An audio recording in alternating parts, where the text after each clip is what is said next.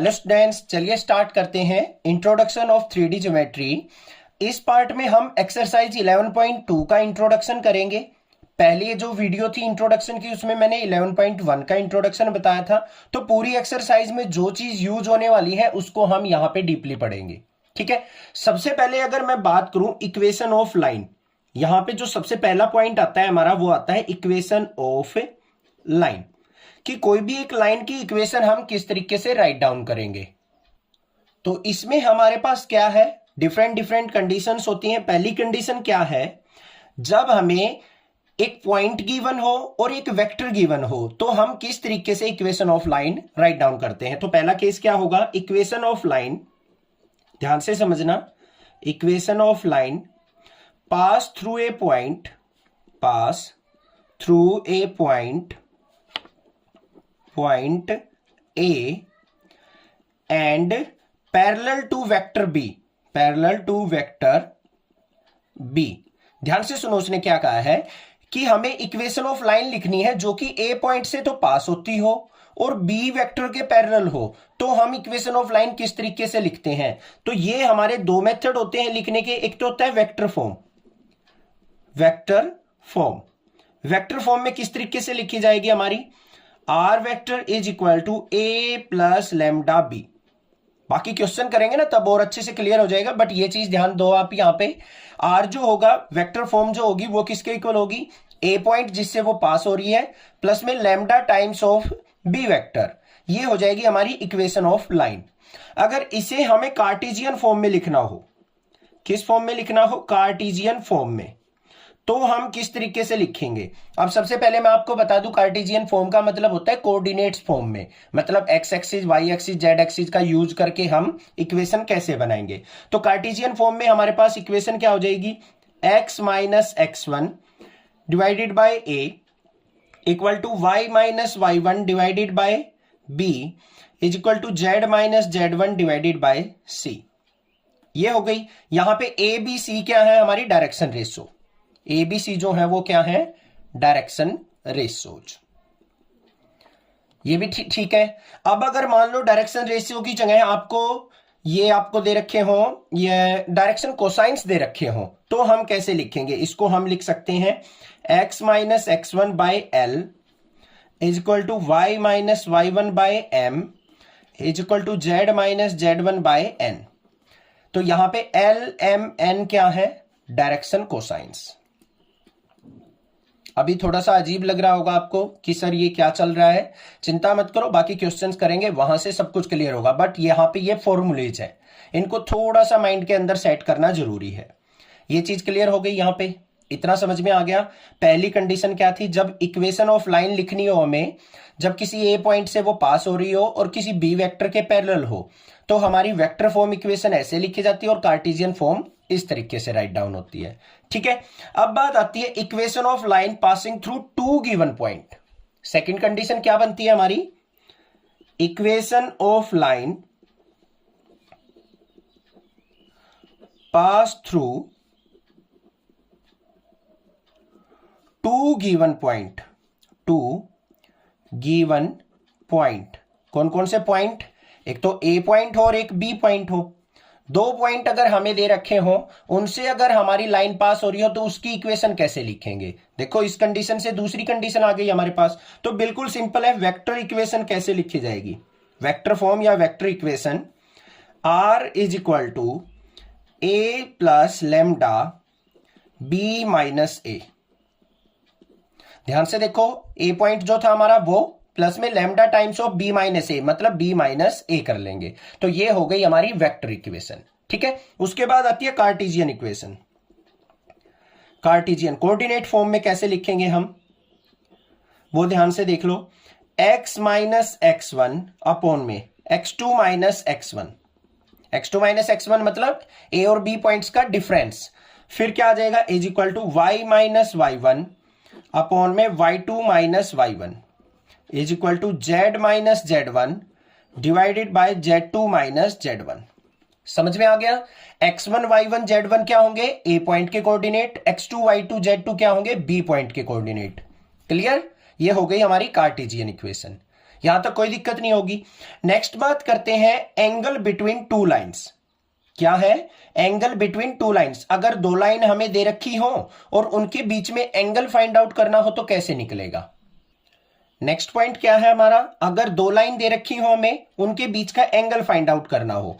अब लाइंस में हमें क्या गिवन हो सकता है? डायरेक्शन रेशोज हो सकती हैं किसी दो लाइन की। तो अगर मान लो let direction ratio of two lines, पहली लाइन की डायरेक्शन रेशो मान लो A1 B1 C1 है। दूसरी लाइन की डायरेक्शन रेशो क्या है? A2 B2 C2 है। डायरेक्शन कोसाइंस LMN से रिप्रेजेंट करते हैं, डायरेक्शन रेशो को हम ABC से रिप्रेजेंट करते हैं। ठीक है, ये स्टैंडर्ड फॉर्म है। अब यहां पे इसमें हमें अगर एंगल निकालना हो तो cos theta is equal to किसके होता है? Magnitude of A1 A2 plus में B1 B2 प्लस में C1 C2 divided by under root first point का स्क्वायर का addition A1 square plus B1 square plus C1 square. Similarly under root A2 square plus B2 square plus C2 square. This is the formula of angle. अगर हमें दो lines के बीच में angle find out करना हो तो हम ये फॉर्मूला यूज करेंगे। समझ में आ गई बात? दूसरी बात, अगर मान लो आपको कोई बोल दे टू लाइंस आर परपेंडिकुलर, ध्यान से सुनना, ये इंपॉर्टेंट पॉइंट है जो मैं आपको बता रहा हूं। टू लाइंस आर परपेंडिकुलर, इसका मतलब theta is equal to 90 degree होगा उनके बीच में। तो कंडीशन क्या होगी हमारी? A1 A2 प्लस में B1 B2 प्लस में C1 C2 is equal to क्या होगा? 0। ये कंडीशन होगी तो हम कह सकते हैं कि टू लाइंस क्या है? एक दूसरे के परपेंडिकुलर है। अब अगर मान लो कह दे आपसे कि टू लाइंस आर पैरेलल, इसका मतलब थीटा इज इक्वल टू क्या होगा बच्चों? 0 डिग्री होगा उनके बीच में। और थीटा इज इक्वल टू 0 होगा तो कंडीशन कौन सी होगी हमारी? A1 by A2 is equal to B1 by B2 is equal to C1 by C2। अगर ये कंडीशन बनती है, डायरेक्शन रेशोज की रेशो इक्वल हो, तो हम कह सकते हैं कि टू लाइंस क्या है? एक दूसरे के पैरेलल है। ये भी चीज समझ में आ गई, कोई दिक्कत नहीं है यहां पे। अब बात आती है shortest distance between two lines की। जो इस एक्सरसाइज में यूज होने वाला है टॉपिक, वो क्या है? Shortest distance between two lines. वो और देख लेते हैं एक बार। अब यहां पे क्या है? मान लो आपको दो लाइन दे रखी हैं, R is equal to A1 plus lambda B1। ऐसे ही तो इक्वेशन ऑफ लाइन निकलती है हमारी, पहले स्टार्टिंग में ही इंट्रोडक्शन में देखा था। मान लो कोई दूसरी लाइन है, R is equal to A2 plus lambda की जगह मान लो कोई और कांस्टेंट है म्यू B2। ये दो लाइन दे रखी हैं। अगर इनके बीच में आपको शॉर्टेस्ट डिस्टेंस फाइंड आउट करना है तो क्या होगा? D is equal to magnitude of B1 cross B2, जो B1 और B2 वेक्टर है इनकी क्रॉस प्रोडक्ट, और इसकी डॉट प्रोडक्ट किसके साथ? A2 माइनस A1 के साथ। इसका magnitude divide by B1 cross B2 का magnitude. This is the formula. ठीक है, शॉर्टेस्ट डिस्टेंस क्या होगा हमारा? B1 cross B2 dot product A2 minus A1 के साथ divide by magnitude of B1 cross B2।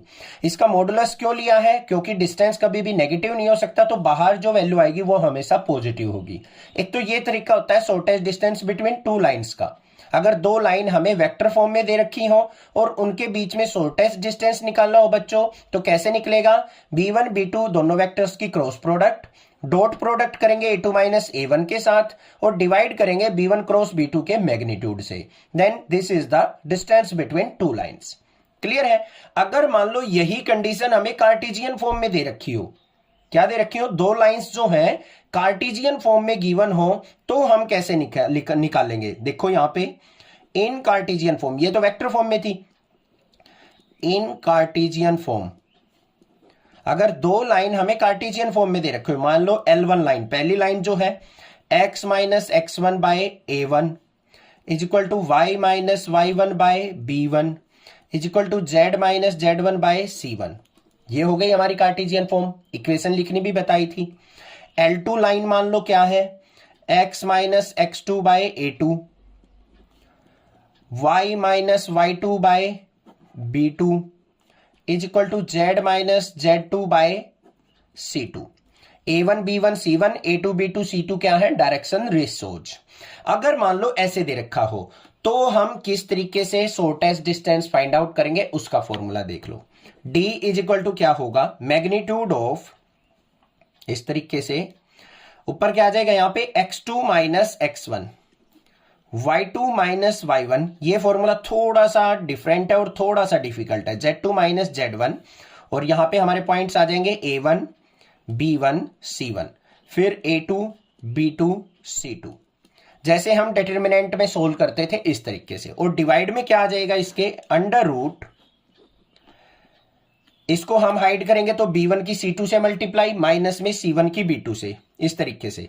तो b1 c2 minus b2 c1 इसका स्क्वायर, फिर प्लस में इसको हाइड करेंगे तो c2 की a1 से मल्टीप्लाई होगी तो क्या हो जाएगा? a1 c2 minus c1 a2 का होल स्क्वायर, फिर प्लस में इसको हाइड करेंगे तो क्या बचा हमारे पास? ये पॉइंट बच गए a1 a2 b1 b2, इनकी मल्टीप्लाई करेंगे तो क्या हो जाएगा? a1 b2 माइनस में a2 b1 का होल स्क्वायर।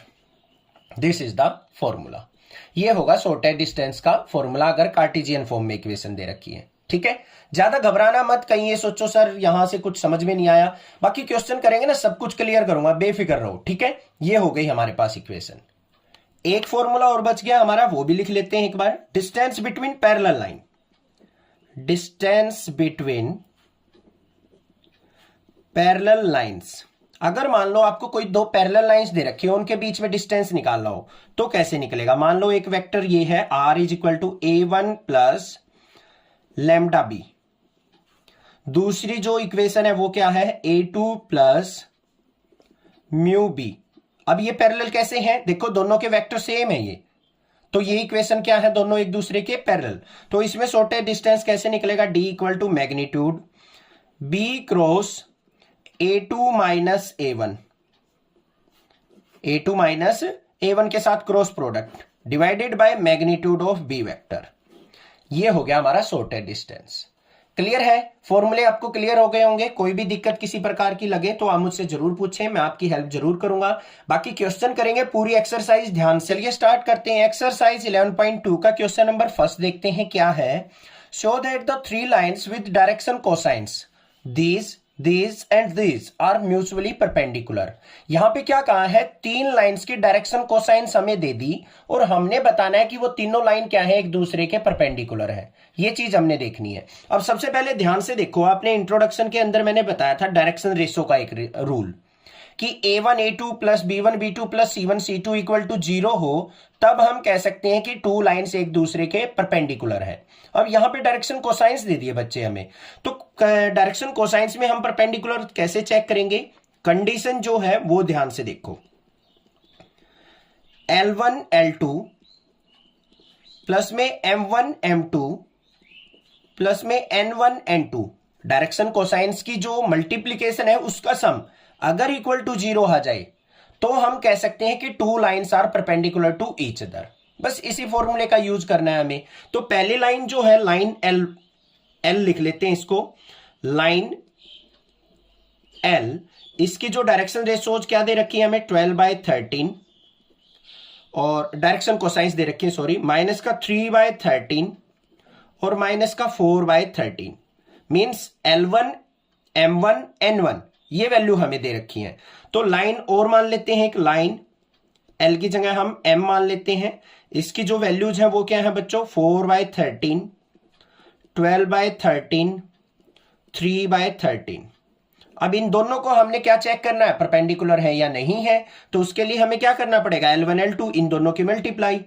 तो 12/13 मल्टीप्लाई 4/13, फिर प्लस का साइन, M1 M2 इन दोनों की मल्टीप्लाई, मतलब माइनस का 3/13 मल्टीप्लाई 12/13, फिर प्लस में N1 N2 इन दोनों की मल्टीप्लाई। तो यहां पे माइनस का 4/13 मल्टीप्लाई 3/13 इज इक्वल टू किसके होना चाहिए? 0 के। तब हम कह सकते हैं ये दोनों लाइन क्या है? एक दूसरे के परपेंडिकुलर है। तो देखते हैं क्या आता है बच्चों। 12 4 जा 48 डिवाइडेड बाय 169। यहां पे माइनस का साइन आएगा, 12 3 जा 36 अपॉन में 13 13 जा 169। यहां पे माइनस का 4 3 जा 12 डिवाइडेड बाय 169। अब इसका एलसीएम जो आ गया बच्चों कितना आ गया हमारा यहाँ पे 169। ऊपर क्या आ गया 48 माइनस 36 माइनस 12। तो ऊपर कितना आ गया 48 में से 36 गया 12, 12 में से 12 गया 0, 0 अपॉन 169 मतलब कितना आ गया 0। So l and m are perpendicular. तो ये दो लाइन आ गई आपस में, क्या आ गई परपेंडिकुलर आ गई। सिमिलरली हम क्या करेंगे, इसका और इसका निकाल लेंगे, फिर इसका और इसका निकाल लेंगे। तीनों केस आपको करके दिखाने पड़ेंगे, ठीक है, ध्यान रखना है ये चीज।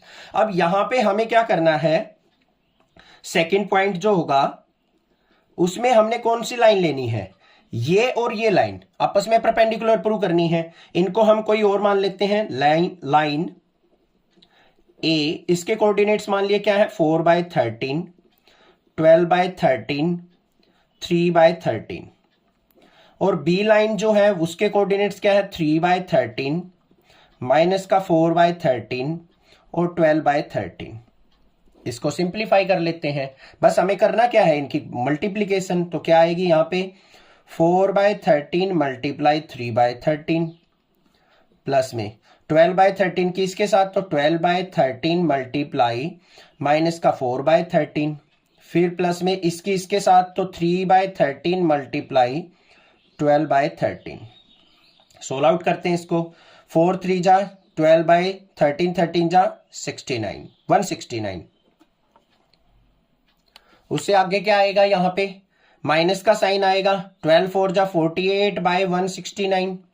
यहां पे 12 3 जा 36/169। एलसीएम कितना आ गया बच्चों 169। ऊपर क्या आ गया 12 माइनस 48 प्लस 36। 36 और 12 48, 48 में से 48 गया तो क्या आ गया 0/169 मतलब कितना आ गया 0। तो यहां पे हम कह सकते हैं कि A and B are perpendicular. Clear हो गया। अब यहां पे आपको थर्ड केस में करके नहीं दिखा रहा हूं, आपको खुद करना है कि ये और ये पॉइंट्स लेने हैं। अब आपको कौन से लेने हैं, फर्स्ट वाले और ये वाले। इनको करके आपको ऐसे ही मल्टीप्लीकेशन 0 प्रूव करनी है और दोनों क्या हो जाएंगे एक दूसरे के परपेंडिकुलर। ये कंडीशन थी। समझ में आ गया होगा क्वेश्चन कैसे करना है। रट्टाफिकेशन नहीं करनी है किसी चीज की भी कि रट्टा मार लिया आपने, ठीक है। बस ये ध्यान रखना है आपको कंडीशन क्या होती है, कैसे हम परपेंडिकुलर चेक करते हैं। अगर हमें डायरेक्शन रेशो और कोसाइंस दे रखी हो, तो अगर डायरेक्शन रेशो दे रखी हो तो a1 a2 plus b1 b2 plus c1 c2 0 होगा। अगर कोसाइंस दे रखी है तो l1 l2 plus m1 m2 plus n1 n2 0 होगा। तब हम कह सकते हैं कि कोई भी टू लाइंस आपस में एक दूसरे के परपेंडिकुलर है। समझ में आ गया क्वेश्चन। क्वेश्चन नंबर 2 देखते हैं क्या है। Show that the line through the points 1 -1 2 3 4 -2 is perpendicular to the line through the points this and this. अब यहां पे क्या कहा है ध्यान से देखो, एक लाइन बता दी जो कि इन दो पॉइंट से पास हो रही है और एक अनदर लाइन है जो इन पॉइंट से पास हो रही है। हमें उन दोनों को परपेंडिकुलर प्रूव करना है कि वो दोनों एक दूसरे के क्या हैं परपेंडिकुलर हैं। तो कैसे करेंगे, बिल्कुल सिंपल है। सबसे पहले हम इनकी नेमिंग कर लेते हैं कुछ लाइंस की। लेट लाइंस ए बी मान ली। ए के कोऑर्डिनेट्स क्या मान लिया हमने 1 -1 और 2, और बी के कोऑर्डिनेट्स क्या मान लिया 3 4 और -2। तो इसकी हेल्प से हम क्या निकाल सकते हैं, direction ratios. Direction ratio of A B कैसे निकलती है, x2 minus x1, y2 minus y1 और z2 माइनस z1 करके। ये चीज तो पता है ना, आपने प्रीवियस एक्सरसाइज में भी सीखी है। तो यहां पे क्या आ जाएंगे हमारी डायरेक्शन रेशोज 3 -1 और यहां पे फिर 4 माइनस ऑफ -1 और फिर -2 ऑफ -2। क्या क्या आ गई यहां पे ध्यान से देखो, 3 में से 1 गया हमारा 2 आ गया, और फिर 4 और 1 क्या हो जाएगा हमारा 5, -2 और -2 क्या हो गया माइनस का 4। ये आ गई हमारे पास direction ratio A1 B1 C1। Clear. Direction ratio यही तो होती है A1 B1 C1 पहली लाइन की। सिमिलरली हम क्या करेंगे दूसरी लाइन, तो यहां पे क्या लिखेंगे हम, let line BC B C नहीं सी डी लेंगे। अब ए बी तो हमने ले ली, अब इसको मान लेते हैं सी डी लाइन। तो इसके कोऑर्डिनेट्स क्या है बच्चों, यहां पे सी के कोऑर्डिनेट्स क्या है 0 3 और 2, और डी के कोऑर्डिनेट्स क्या है हमारे 3 5 और 6। तो डायरेक्शन रेशोज क्या हो जाएंगी, direction ratio of C D क्या आएंगी यहां पे, सिमिलरली यही फॉर्मूला यूज करेंगे। अब ये x1 y1 z1 x2 y2 z2, तो क्या हो जाएगा 3 माइनस 0 5 माइनस 3 6 माइनस 2। तो कितने आ गए यहां पे 3 2 4। ये वैल्यू किसकी आ गई हमारी a2 b2 c2 की। क्लियर, कोई दिक्कत नहीं है, डायरेक्शन रेशो आ गई दोनों लाइन की। अब हमें पता है as A B perpendicular to C D, अगर ये वाली लाइन इसके परपेंडिकुलर है तो क्या कंडीशन होगी बच्चों, a1 a2 प्लस में b1 b2 प्लस में c1 c2 is equal to 0 होना चाहिए। तभी हम कह सकते हैं दो लाइंस आपस में एक दूसरे के परपेंडिकुलर हैं। तो देख लेते हैं a1 की वैल्यू क्या है यहां पे 2 मल्टीप्लाई a2 की वैल्यू क्या है 3, फिर प्लस का साइन, b1 की वैल्यू क्या है बच्चों 5, b2 की वैल्यू क्या है 2, प्लस में c1 की वैल्यू क्या है माइनस का 4 और c2 की वैल्यू क्या है 4। तो यहां पे सिंपलीफाई करते हैं 2 3 जा 6 प्लस में 5 2 जा 10 माइनस में 4 4 जा 16। तो कितना आ गया यहां पे 10 और 6 16 माइनस 16 इज इक्वल टू क्या आ गया 0 के। तो हम यहां पे क्या कह देंगे, so we can say AB is perpendicular to CD, hence proved। यही चीज तो हमने शो आउट करना था। क्लियर हो गया, डायरेक्शन रेशो निकाल लेंगे पॉइंट से और उनकी प्रोडक्ट का सम किसके इक्वल आना चाहिए 0 के। तो हम कह सकते हैं कि दोनों लाइन क्या है एक दूसरे के परपेंडिकुलर है। क्वेश्चन नंबर 3 देखते हैं क्या है, show that the line through the points 4 7 8 2 3 4 is parallel to the line through the point -1 -2 और 1 1 2 5। यहां पे हमें क्या दे रखा है, एक लाइन के पॉइंट्स दे रखे हैं और दूसरी लाइन के पॉइंट्स दे रखे हैं। हमें बताना है कि ये दोनों लाइन एक दूसरे के पैरेलल है, ये चीज हमने प्रूव करनी है। अब पैरेलल के लिए हम क्या कर सकते हैं, कैसे कर सकते हैं, अपना माइंड दौड़ाओ जल्दी से। अगर हमारे पास डायरेक्शन रेशो हो और अगर मैं ये चीज प्रूव कर दूं कि a1/a2 equal to b1/b2 equal to c1/c2, दो लाइंस की डायरेक्शन रेशोज हमेशा इक्वल आ जाएं तो हम कह सकते हैं कि वो दोनों लाइन एक दूसरे के पैरेलल हैं। बस यही काम करना है हमें। तो ये लाइन जो है इसको मान लेते हैं हम ए बी और उसके पॉइंट्स ए और बी के ये दे रखे। तो यहां पे क्या करेंगे हम, सॉल्यूशन देखते हैं। Points of line A B, क्या मान लिए ए के जो पॉइंट्स है वो क्या है बच्चों 4 7 8 और बी के जो पॉइंट्स है वो 2 3 और 4 है। तो डायरेक्शन रेशो क्या हो जाएंगी, direction ratio of A B की डायरेक्शन रेशो क्या हो जाएंगी, कैसे निकलती है x2 minus x1 y2 minus y1 और z2 माइनस z1। बिल्कुल सिंपल सा तरीका आपको पता है, अगर हमें कोऑर्डिनेट्स दे रखे हो डायरेक्शन रेशो निकालनी हो तो इस तरीके से निकलेंगी। निकाल लो, x2 माइनस x1 मतलब 2 माइनस 4 3 माइनस 7 4 माइनस 8। तो क्या आ गया यहां पे हमारे पास a1 b1 c1 की वैल्यू क्या आ गई, 2 माइनस 4 क्या आ गया -2, यहां पे आ गया माइनस का 4, यहां पे भी आ गया माइनस का 4। समझ में आ गई बात, क्लियर है, कोई दिक्कत नहीं होनी चाहिए। Next, point of line C D, दूसरे जो पॉइंट है हमने सी डी लाइन के मान लिए। तो सी के कोऑर्डिनेट्स क्या है बच्चों -1 -2 और 1 और डी के कोऑर्डिनेट्स क्या है 1 2 और 5। तो यहां पे हमारे पास क्या आ जाएगा, x2 minus x1 y2 minus y1 z2 minus z1 से निकालेंगे हम direction ratio of C D is equal to क्या होगी, अब ये x1 y1 z1 हो गया, ये x2 y2 z2 हो गया। तो 1 minus of -1 2 minus of -2 5 minus 1। तो यहां पे क्या आ गया मेरे पास a2 b2 c2 is equal to किसके आ गया बच्चों 1 + 1 क्या हो जाएगा हमारा 2 2 प्लस 2 क्या हो जाएगा 4, 5 माइनस 1 क्या हो गया 4, आ गई वैल्यू। अब अकॉर्डिंग टू क्वेश्चन हमें क्या करना है, इनको पैरेलल प्रूव करना है। तो हमारे पास क्या होना चाहिए, a1 by a2 equal to b1 by b2 equal to c1 by c2। अगर इनकी रेशो इक्वल आ गई तो हम कह सकते हैं दोनों लाइन क्या है, पैरेलल है। तो यहां पे ध्यान से देखो, a1 बाय a2, a1 क्या है बच्चों हमारे पास -2, a2 क्या है हमारे पास 2 इज इक्वल टू b1 देखो क्या है माइनस का 4 और ये है हमारे पास 4, c1 है -4 और c2 है 4। कट करो कितना आ गया -1, ये भी -1, ये भी -1। तो यहां पे क्या आ गया माइनस का 1 इक्वल टू -1 इक्वल टू -1 आ गया इक्वल, रेशो इक्वल आ गई। So we can say AB is parallel to CD, hence proved. यही चीज हमने दिखानी थी, हो गया प्रूव। क्लियर है, दोनों की रेशो इक्वल आ गई और तीनों की a1 by a2 b1 by b2 equal to c1 by c2। That's why we can say AB जो लाइन है वो CD लाइन के पैरेलल है।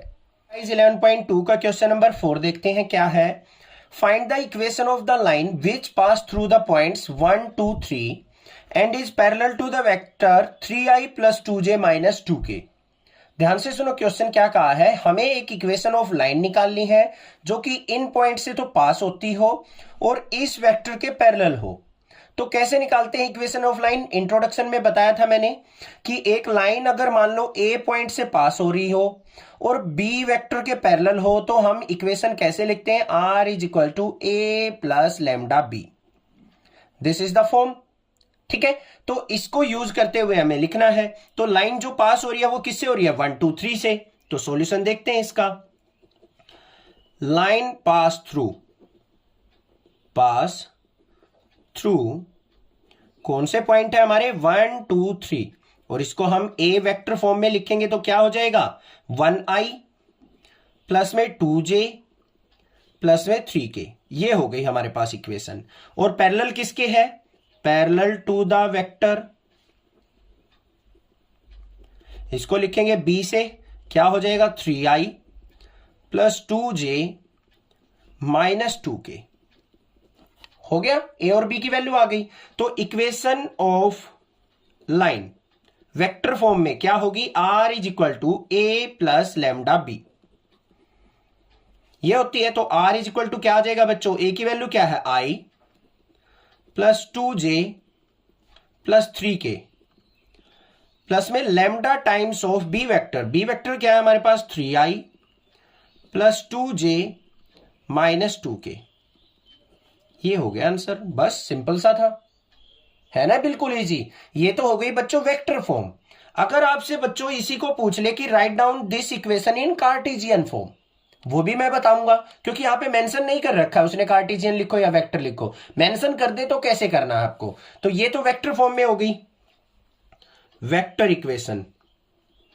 अब अगर मान लो इसको हमने कार्टेशियन फॉर्म में लिखना हो, Cartesian equation X Y Z की फॉर्म में, तो हम कैसे लिखेंगे, बिल्कुल सिंपल है। ध्यान से देखो, यहां पे r इज इक्वल टू क्या आ जाएगा i plus 2j plus 3k, lambda के अंदर मल्टीप्लाई कर दो, 3 लैम्डा i प्लस में 2 लैम्डा j माइनस में 2 लैम्डा k। अब r इज इक्वल टू क्या हो गया, i और i ये दोनों वेक्टर ऐड हो जाएंगे तो इसमें से i कॉमन आएगा, अंदर क्या हो गया 1 plus 3 lambda into i। j और j को देखेंगे तो हम कैसे लिखेंगे इसको, यहां पे प्लस में 2 प्लस 2 लैम्डा j, 3k और इसमें से क्या कॉमन आएगा हमारा k कॉमन, तो यहां पे प्लस में 3 माइनस 2 लैम्डा k। समझ में आ गई या नहीं आ गई बात। ध्यान से देखो, ये i वेक्टर है, ये 3 लैम्डा i है, दोनों में से i वेक्टर बाहर आ गया, यहां से 1 बच गया, यहां से 3 लैम्डा बच गया। फिर j वाले पे चलो, 2 प्लस 2 लैम्डा इंटू j, फिर 3 माइनस 2 लैम्डा इंटू k। ये आ गई मेरे पास इक्वेशन। और r वेक्टर क्या होगा हमारा xi plus yj plus zk is equal to 1 plus 3 lambda into i plus में 2 प्लस 2 लैम्डा इंटू जे। मैं प्रॉपर वे बता रहा हूं कैसे करते हैं, डायरेक्ट मेथड भी होता है शॉर्टकट, बट उससे मार्क्स कट जाते हैं। प्लस में 3 माइनस 2 लैम्डा इंटू के। मेन काम होता है बच्चों हमें यहां पे लैम्डा की वैल्यू निकालनी। कैसे निकलेगी, कंपेयर कर लो। यहां पे आई को इसके साथ कंपेयर करेंगे तो एक्स इज इक्वल टू क्या हो गया 1+3 लैम्डा।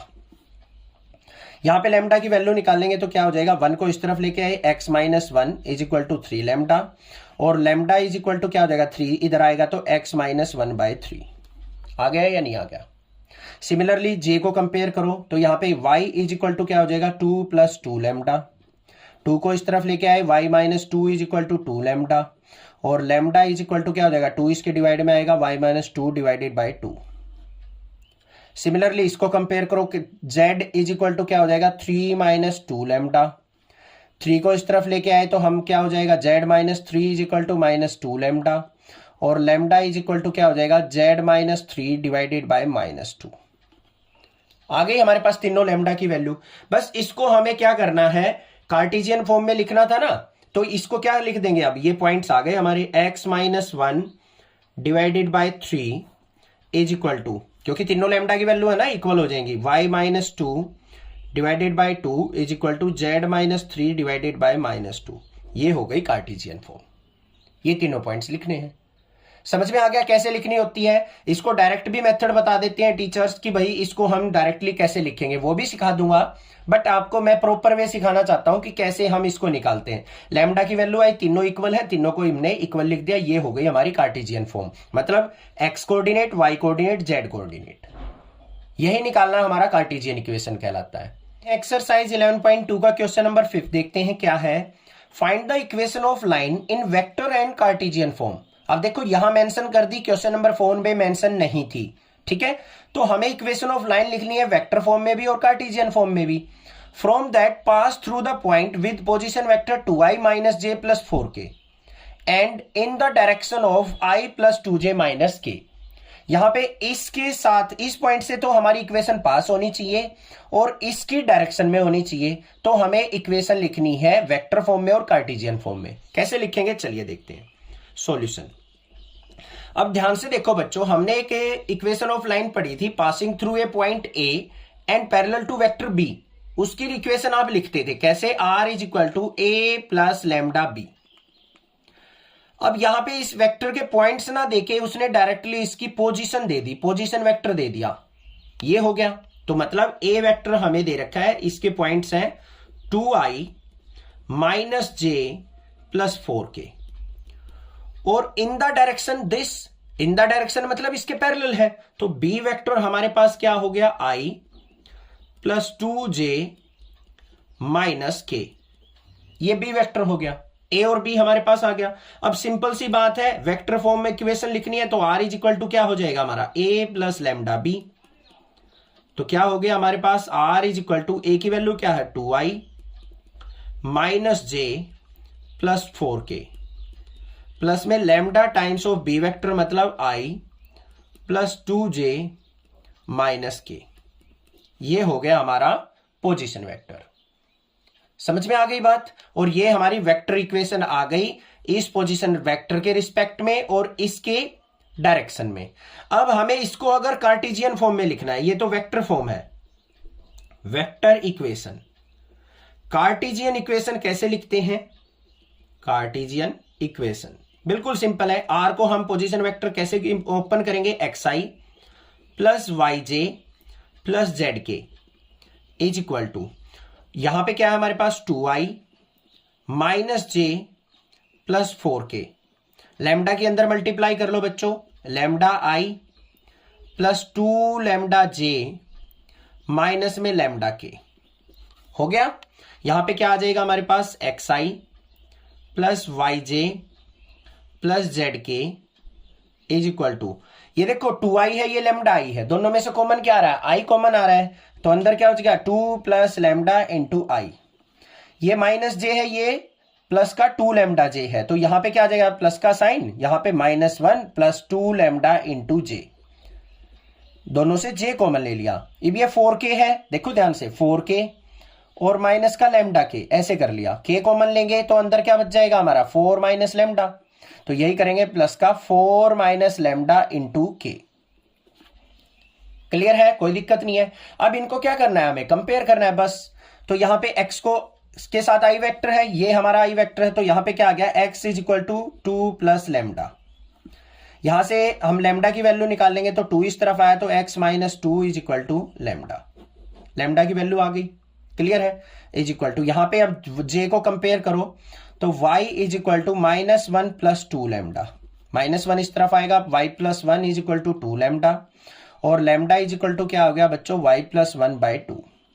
ये लैम्डा की वैल्यू आ गई। अब k को कंपेयर करो, यहां पे क्या आ जाएगा, z इज इक्वल टू क्या हो जाएगा 4 माइनस लैम्डा, और लैम्डा की वैल्यू क्या आ जाएगी, लैम्डा इस तरफ 4 माइनस जेड आ गई। अब कार्टेशियन इक्वेशन कैसे लिखेंगे हम, कार्टेशियन इक्वेशन, लैम्डा की वैल्यू लिख लो बस।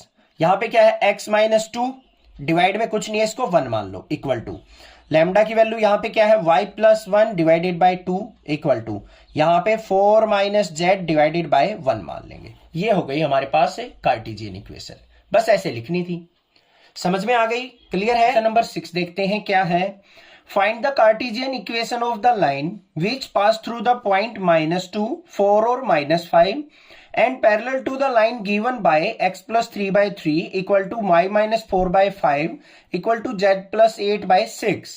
यहां पे क्या कहा है, हमें उस लाइन की इक्वेशन निकालनी है जो कि इन पॉइंट से पास होती हो, और साथ में ये कहा है कि इसके द्वारा जो इक्वेशन मिलेगी उसके पैरेलल हो। तो कैसे निकालेंगे, चलिए देखते हैं। तो सबसे पहले क्या कह रखा है, इन पॉइंट से पास होनी चाहिए, तो इसको हम कैसे लिखेंगे, सॉल्यूशन देखते हैं इसका। ए पॉइंट हमारे पास क्या दे रखा है, यहां पे माइनस का 2i प्लस का 4j, वेक्टर फॉर्म में लिख रहे हैं हम इसको, माइनस का 5k, ये हो गया। अब जो ये इक्वेशन हमें दे रखी है x plus 3 by 3 equal to y minus 4 by 5 equal to z plus 8 by 6, ये इक्वेशन है। इससे हम क्या करेंगे, अपनी बी वेक्टर की इक्वेशन फाइंड आउट कर लेंगे। क्या होगी, ये हमारे क्या होते हैं, डायरेक्शन रेशो 3, 5 और 6, तो इससे क्या बन जाएगा 3i प्लस का 5j प्लस का 6k, ये इक्वेशन बन गई हमारी। मतलब इस इक्वेशन के क्या होनी चाहिए, हमारी लाइन पैरेलल होनी चाहिए। समझ में आ गई इतनी बात, क्लियर है। अब यहां पे इक्वेशन ऑफ लाइन बना लेंगे हम, equation of line which is passing through this and parallel to this vector. तो क्या होगी, कार्टेशियन फॉर्म में, equation of line in Cartesian form, Cartesian form किसके इक्वल होती है बच्चों, x minus x1 by A equal to y minus y1 by B equal to z minus z1 by C.